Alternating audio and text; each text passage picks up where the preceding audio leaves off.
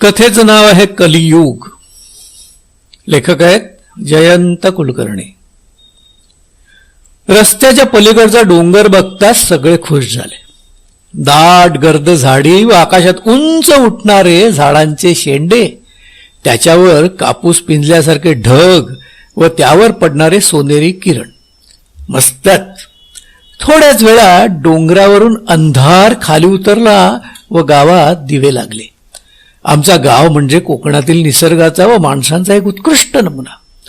शहरातील गोंगाटाला कंटाळून आम्ही मित्राने महिनाभर गावी मुक्काम टाकण्याचा निश्चय केला होता व पारही पाडला होता. त्याचंच फळ आम्ही आता चाखत होतो. ठरलेल्या नियमानुसार सगळ्यांनी आपापले सेलफोन बंद ठेवले होते. रात्र गप्पांमध्ये कशी सरली ते कळलंच नाही. पहाटे उठून मी नेहमीप्रमाणे कॅमेरा घेऊन बाहेर पडलो. तास 2 तास रपेट मारून घामाघूम होत मी घराच्या उघड्या फाटकातून आत शिरलो. तेवढ्यात एक धनेश दिसला. त्याला टिपून मी खिडकीखाली असलेल्या अनेक पादत्राणांकडे नजर टाकत आत शिरणार तेवढ्यात कानावर आलेले वाक्य ऐकून मी थबकलो. दाजी, मी सांगतो तुम्हाला, 1-2 जणांना टपकावल्याशिवाय आपल्याला जगू देणार नाही. अरे पण कायद्याने तो गुन्हा आहे. सरकार काय आपल्याला नुकसान भरपाई देत नाही, मग काय करणार? शायला काय चाललंय तरी काय, मी मनात म्हटलं आणि आत शिरलो. बरीच मंडळी जमली होती गावातली. भिलाऱ्यांचा नितीन तावातावानं आपलं म्हणणं ठासून मांडत होता. समोरच दाजी हातात त्यांची जुनी ठासणीची बंदूक घेऊन आपल्या दाढीवरून हात फिरवत चिंताग्रस्त चेहऱ्याने ऐकत होते. नंदू हातात चहाचा कप आहे हे विसरून ऐकत होता. चहाची वाफ त्याच्या चष्म्यावर जमा झाली तेव्हा त्याने तो चष्मा काढून पुसायला घेतला. खाली सतरंजीवर गावातील एक शेतकरी गणेश सावंत क्रुद्ध चेहऱ्याने सतरंजीचे दोरे ओढत आपला राग व्यक्त करत होते. "ओ गणेशराव, सतरंजी फाडाल आमची," नितीन म्हणाला. ते ऐकताच ते त्यांच्या तंद्रीतून जागे झाले. 7-8 उंबरठ्यांचं गाव आमचं. गावातील जवळजवळ सगळे तरुण नोकरीनिमित्त पुण्या मुंबईकडे असल्यामुळे गावात आता फक्त म्हातारेच राहिले होते. आता आज चहा आणि गप्पांचा कार्यक्रम असल्यामुळे सगळ्यांनी झाडून हजेरी लावली होती. मी वर्षातून एकदाच गावाकडे येतो.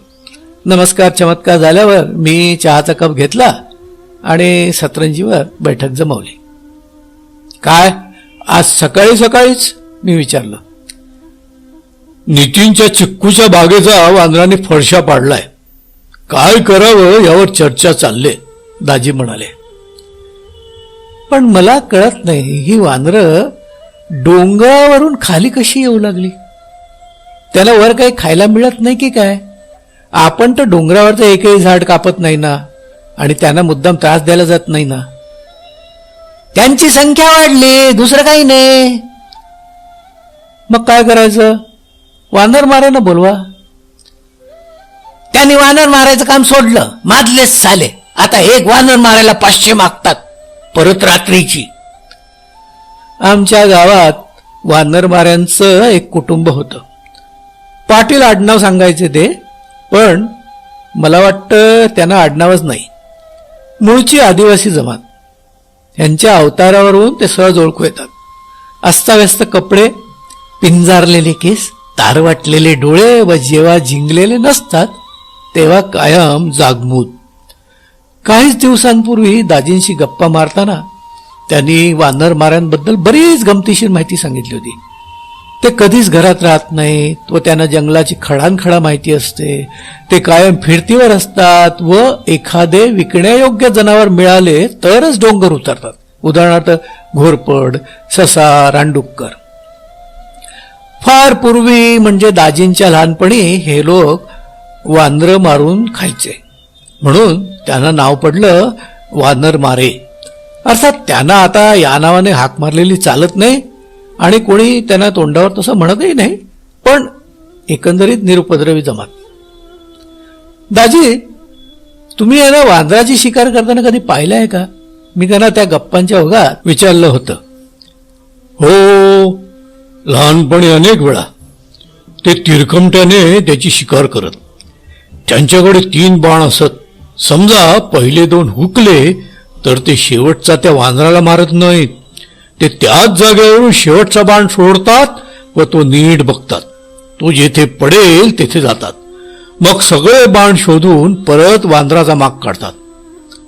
मला ही माहिती ऐकताना फारच मजा आली होती. पण आता प्रश्न होता वानरांच्या टोळीचा बंदोबस्त कसा करायचा. कुत्री काय करतात आपले, राम्या बांदलनं विचारलं. कसली कुत्री कसली काय, एक एक वानर 70 किलोचा, ते ऐकतात होय आपल्या मरतुकड्या कुत्र्यांना. राम्या, तुला एका कुत्र्याने खायला तरी घालतोस का, नितीन म्हणाला. मागच्या वेळी एका वानरानं आमच्या गोठ्याच्या छपरावर उडी मारली तर तो पत्रा फाडून सळ आमच्या म्हशीच्या पाठीवर पडला. तुमच्या हल्लीचे सिमेंटचे पत्रे होते, म्हैस उधळली व जखमी झाली तर हे बेणं दात विचकत त्याच्या झाडावर चिक्कूचा फडशा पाडत बसलं होतं. आणि चिक्कू तरी साले खातात काय, ते सगळे दात लावून फेकून देतात. इथे गणेशराव. हा, दाजी उद्गारले. सगळेजण चहा संपल्यावर वानरांना शिव्या देत देत आपापल्या घराकडे गेले. आणि त्या संध्याकाळी नितीनच्या बागेत मोठा गलका उडाला. एका वानराला त्याच्या कुत्र्यांनी घेरला होता. एक जण दाजींची बंदूक आणायला धावला. मध्ये जखमी वानर, त्याच्या भोवती कुत्रे व त्याच्या बाहेर गावकऱ्यांचे रिंगण, असा सगळा मामला बघून माझ्या पोटात ढवळायला लागलो. त्या वानराचा पाय कुत्र्याने फाडला होता, त्यातून रक्ताची धार लागली होती व कुत्रे अवसान आणून त्याच्या भोवती घिरट्या घालत होते. दाजींनी बंदूक खांद्याला लावली तेवढ्यात कोणीतरी किंचाळले, थांबा दाजी, पडतोय तो. दाजींचंही त्या वानरावर गोळी चालवायचं मन धजेना. काय करू मग? शेवटी त्या वानरावर उपचार करून त्याला जंगलात सोडण्याचं ठरलं.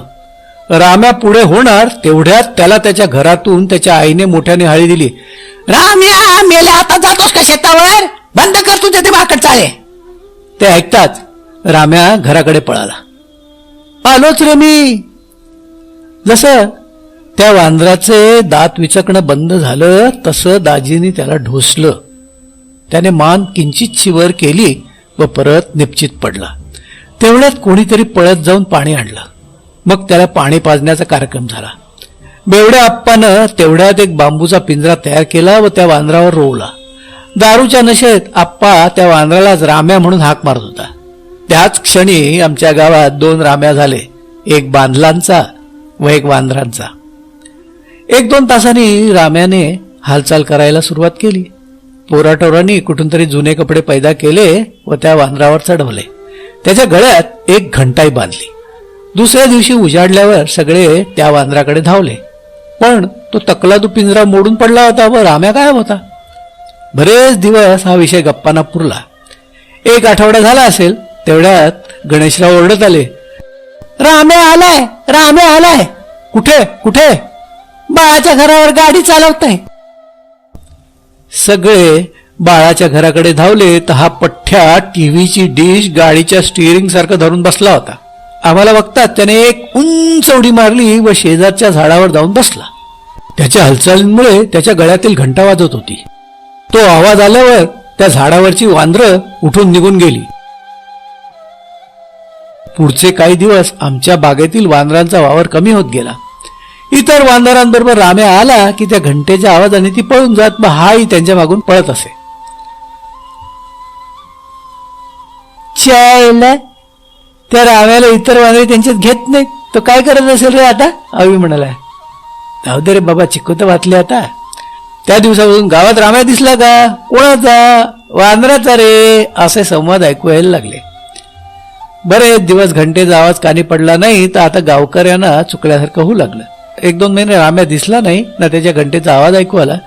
कोणी म्हणे त्याला जंगलात कपडे फाडून टाकलेले दिसले, तर कोणी म्हणे त्याला पाणवठ्यावर घंटेचा आवाज ऐकू आला. कोणी म्हणे तो आता लंगडा व थोटा झालाय, कोणी म्हणे त्याने जंगल सोडले. काळाच्या ओघात आम्ही ही गोष्ट विसरूनही गेलो. शहरातील सगळी मंडळी पुण्या मुंबईला परतली. गणपतीला जेव्हा गावाकडे गेलो तेव्हा मी प्रथम दाजींची गाठ घेतली. राम्या दिसला का हो परत? कोणाचा? वानराचा हो. हा, गेला तो. एक दिवस रानडुक्कर उठला म्हणून आम्ही शिकारीला बाहेर पडलो. आता माझ्याकडे बंदूक नाही ना, म्हणून मालवणच्या भोसलेला आमंत्रण दिलं होतं. डुकराच्या मागावर असताना त्याला झाडीत काळे काहीतरी हलताना दिसल्यावर त्याने गोळी घातली.